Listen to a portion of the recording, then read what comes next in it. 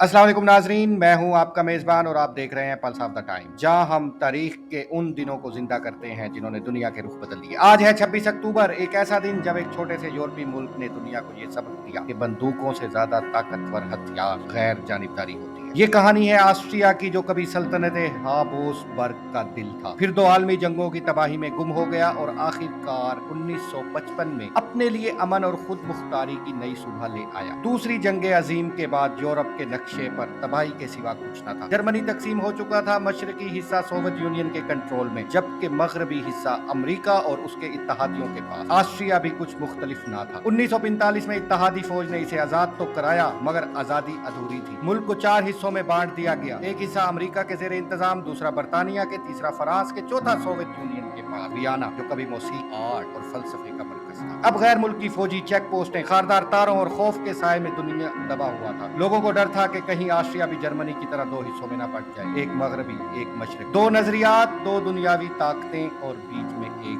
कौम जिसकी पहचान बिखर चुकी थी। ऑस्ट्रिया के रहनुमा खसूसन लियोपोल्ड फिगल और जोलिस राइबर बरसों तक बैनुल अक़वामी ताकतों के साथ मुज़ाकरात किए। मुज़ाकरात कभी वियना में हो रहे हैं, कभी जनेवा में हो रहे हैं, कभी मॉस्को में। 5 साल तक कुछ ना हुआ। अमेरिका और सोवियत यूनियन के दरमियान सर्द जंग अपने अरूज पर थी। हर ताकत ऑस्ट्रिया को अपने असर के दायरे में रखना चाहती, मगर 1955 आता है, हालात बदलते हैं। सोवियत यूनियन के रहनुमा निकिता खुरुशीव ने एक तारीखी फैसला किया, अगर ऑस्ट्रिया गैर जानिबदारी का वादा करे तो रूस अपनी फौज वापस बुला लेगा। ये पेशकश हैरान कुन थी, क्योंकि ये सर्द जंग के दौरान एक नया तस्वुर सामने लाई। ताकत के बीच अमन की गुंजाइश भी हो सकती है। वियना के बेलवेडियर पैलेस में चारों इत्तेहादी ताकतें, अमेरिका, बरतानिया, फ्रांस और Soviet union, Austrian state treaty पर दस्तखत किए। ये लम्हा सिर्फ ऑस्ट्रिया के लिए नहीं, पूरी दुनिया के लिए उम्मीद की अलामत बन गया। लियोपोल्ड फिगल ने मुआहदे के बाद वियना की बालकनी से अवाम को दिखाया गया वो तारीखी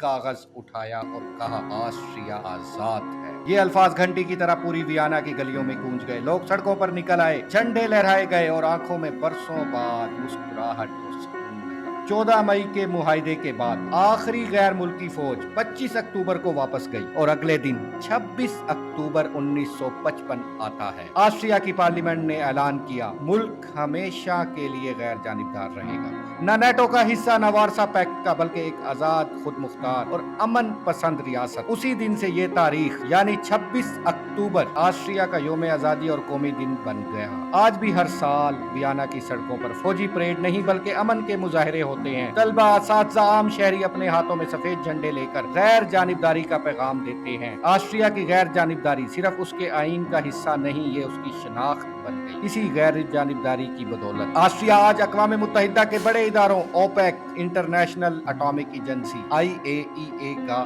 मेजबान है। वियना अब सफारतकारी, मुज़ाकरात और आलमी अमन कॉन्फ्रेंसों का मरकज है। जहां पहले फौजी कदमों की चाप गूंजती थी, अब अमन के ऐलानात सुनाई देते हैं। 26 अक्टूबर का दिन दोस्तों हमें याद दिलाता है कि अमन कोई कमजोरी नहीं, एक हिकमत है। एक ऐसी हिकमत जिससे कौमें बिखरती नहीं, बनती हैं। ऑस्ट्रिया ने बंदूक नहीं बल्कि अकल, मुज़ाकरात और तहम्मुल के जरिए आज़ादी हासिल। यह दिन सिर्फ ऑस्ट्रिया का नहीं, हर उस कौम के लिए पैगाम है जो अमन पर यकीन रखती है। यही है पल्स ऑफ द टाइम्स, जहां हम तारीख के शोर से अमन की धड़कन सुनने की कोशिश करते हैं। मैं हूं आपका मेजबान, कल फिर मुलाकात होगी एक और दिन, एक और दास्तान के साथ। अल्लाह हाफिज।